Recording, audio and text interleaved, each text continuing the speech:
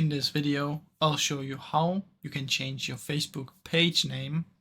So first, what you want to do is you want to go to your Facebook page, not your personal account, but your page account. You can do that by clicking up here and changing to the account. Then what you want to do is you want to head over here, click on your name. Now once you're on the profile, what you want to do is you want to press on settings. It will then take you to your Facebook settings. Then from the top here in the search bar, you want to search for name.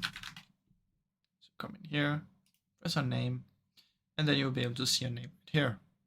Then you want to press on view, and you will be able to edit it right here.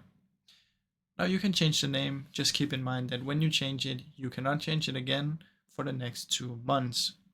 So basically type in your name, press review change, and then confirm it.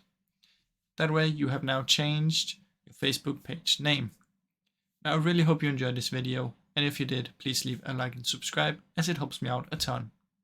Thank you so much for watching.